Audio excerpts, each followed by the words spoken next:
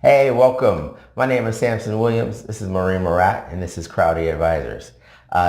So my name is Samson Williams. For those of you who don't know me, I'm a professor at the University of New Hampshire School of Law, as well as Columbia University in New York. I teach blockchain, cryptocurrencies, and some AI topics.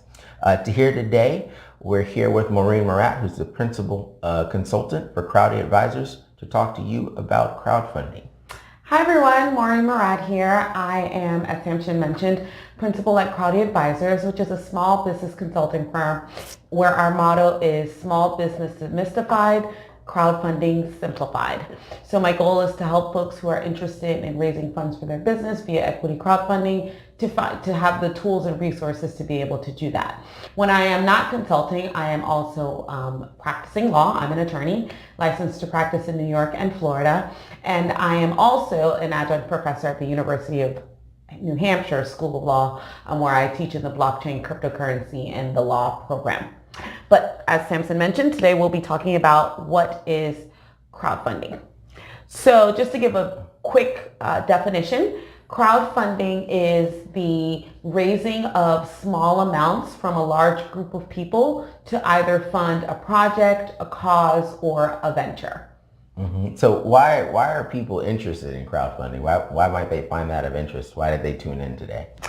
I think one of the main interests or benefits of crowdfunding is the fact that oftentimes people are looking for funding for different reasons and aren't able to get them in from traditional means. So traditional means are from bank loans or maybe credit cards or family and friends.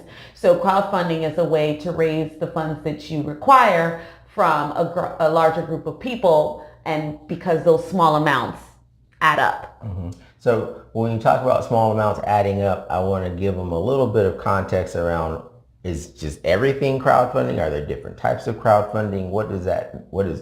Give us some more insight into that. Yes, so good question. There are different types of crowdfunding.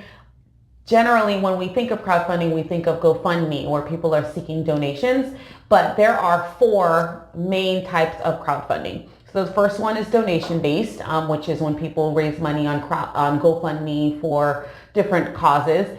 And then there is rewards-based. One of the most popular platforms is Kickstarter, where people receive something in return for the money that they give. So an example would be if I'm selling t-shirts and I am trying to raise $10,000, I could say, if you give me 20, I'll give you a t-shirt. If you give me $50, I'll give you 2 t-shirts.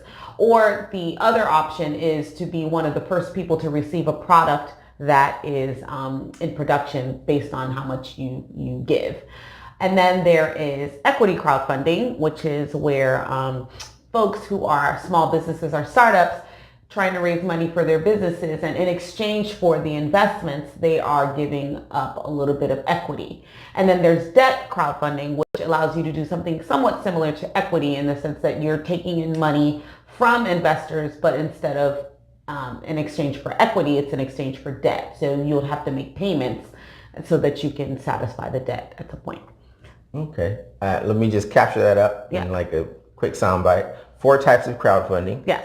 Donations, giving, no expectation of anything back. It's just out of the kindness of your heart. Reward-based crowdfunding, where you give them money, they give you back some type of reward, a gift, a t-shirt, maybe a pin or a coffee mug. Yes. Right? And then there's debt crowdfunding, which is a loan. You are lending people money and they pay you back at a given interest rate. Right.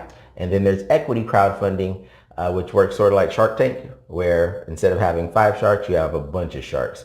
And they're saying that for this much of equity in my pie, in my business, for 10%, we are accepting $1 million for 10% equity in our business.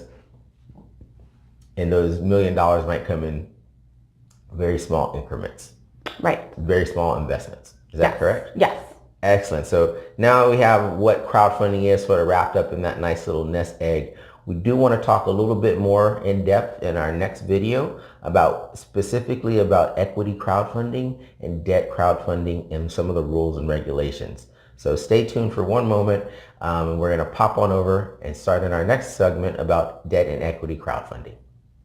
All right. See you in the next one.